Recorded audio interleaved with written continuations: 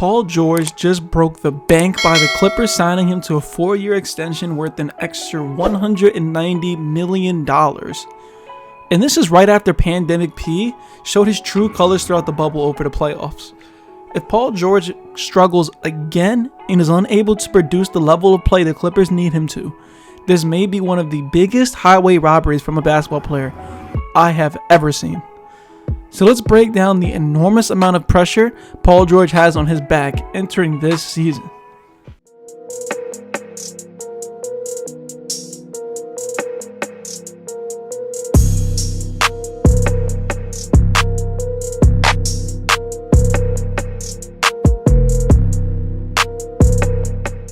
Paul George, Playoff P, PG-13, also known more recently as Pandemic P, has taken a lot of L's in these past few months.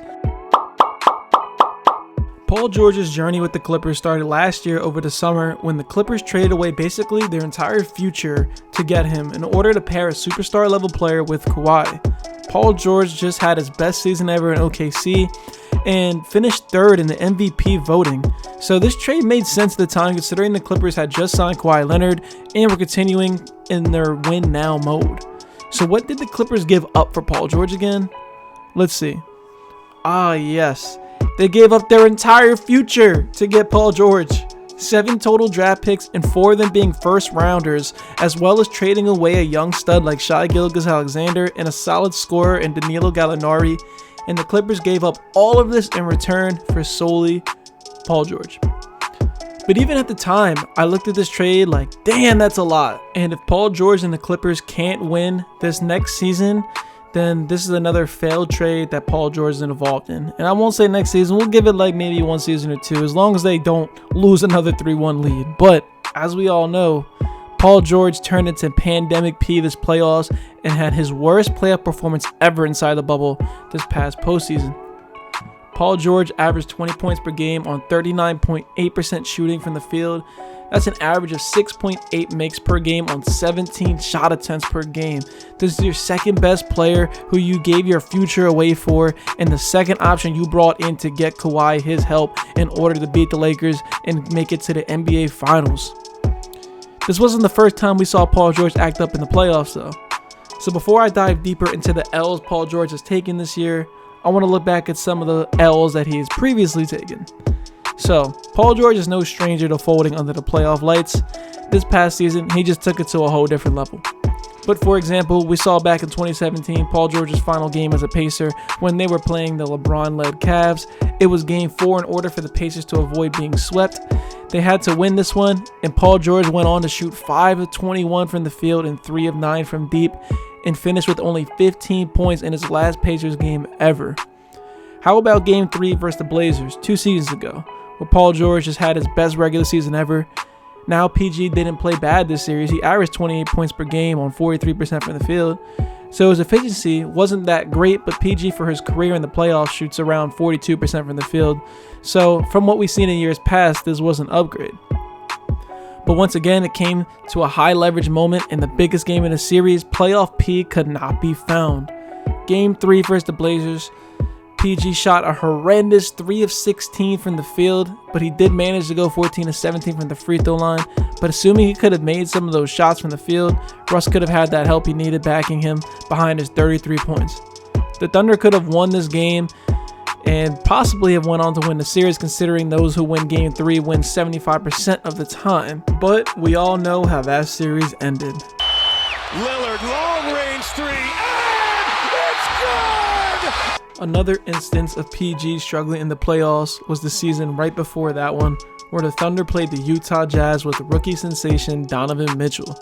The Thunder went into game 6 trailing 3-2, and this was now a win or go home situation for the Thunder. Paul George played pretty well for the most part this series, averaging 24.7 points per game, but of course he did struggle from the field, shooting 41.8%. But with the pressure being at its highest once again, Playoff P was MIA. He shot a horrific 2 of 16 from the field and 0 of 6 from 3-point range, and he finished with 5 points. 5 points in a win or go home situation. This man, Playoff P, Playoff P scored 5 points. Meanwhile, Russ was breaking his back, dropping 46 points, and with PG nowhere to be found and Melo struggling, he had to take 43 shot attempts just to give his team a chance, and he still managed to shoot 42% from the field. All of these bad playoff moments led to what happened this past postseason. How about we start at right before the playoffs started on August 8th, when Paul George was still clearly feeling some type of way about Dame drilling a 40-foot playoff clinching game winner in his grill, where he commented on a Damian Lillard IG post. So we all know the beef that circulated right before the playoffs started. But if only PG was able to see the future and see how awful he was getting ready to play and how this comment would soon backfire on him very quickly. Damian Lillard responded quickly to PG and was playing no games when he said how he is always switching teams and them boys are some chumps. And then, of course, you know, Patrick Beverley, he just had to say something because his bum ass is always having to say something. But anyways, Paul George went on to have his worst playoff performance ever and made that comment just that much funnier. Especially after the Clippers blew a 3-1 lead against the Nuggets and Pandemic P infected Kawhi that Game 7, and they both choked in the last series in an awful fashion. And even after all that, we had the rumors spiking up about a possibility of Paul George being traded after the catastrophic playoff run and all the locker room issues. And even after all this, the Los Angeles Clippers still signed Paul George to an extension worth $190 million. And now by the end of his contract in 2024-2025, he'll be making damn near $50 million in one season. Paul George is 30 years old, and the Clippers locked him up for the remainder of his prime years. Now, this is why Paul George has to prove himself this season. Paul George has been disappointing in the playoffs pretty much the entirety of his career. And I say disappointing because PG has balled out in the regular season, and he has showed us beautiful, beautiful playoff moments where he is great, and he's such a great player with such great talent. But we haven't really seen the consistency since his Indiana days.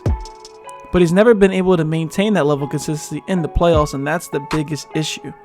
He'll have a good game here, a great game there, and then just be awful for like 3-4 games in a row. And that is not going to cut it, and that's not championship basketball. PG is so talented and is regarded as a top 20 player in the league. And literally 2 seasons ago, many people were saying he was top 10, if not top 5, based off the regular season where he finished 3rd in the MVP race. After how bad of a playoff run he just had in the bubble, all the pressure is on him this upcoming season. And now signing that massive contract and being paid like a top 5 player, he has to show why he is worth that money right now. Not after this season, not the season after this. He has to do it right now, this season coming up. He has had multiple chances to prove himself in the playoffs over the last few years, and he has never truly shown that consistent MVP level Paul George that we saw from 2 years ago.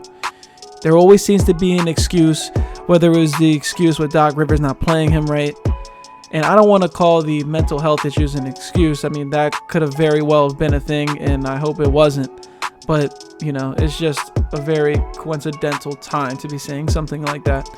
You know, I just feel like he always had some kind of excuse for something, and he can never just admit that he did not play well. You know, he has to be able to take the blame and rise to the occasion this upcoming season.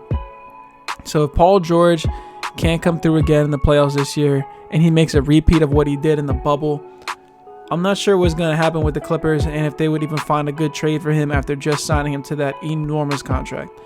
So can Pandemic P return to playoff P? Was he ever really playoff P? Let me know down below in the comments on what you guys think about this. And as always, if you enjoyed the video, please smash that like button. It helps a ton with the YouTube algorithm and getting that video out there for everyone to see. And please hit the subscribe button as well while you're here if you enjoy the content. And if you're a basketball fan, I promise you won't regret it. So it's been your boy Jared from Hoop Network. Signing off. I'll catch you on the next one. Peace out.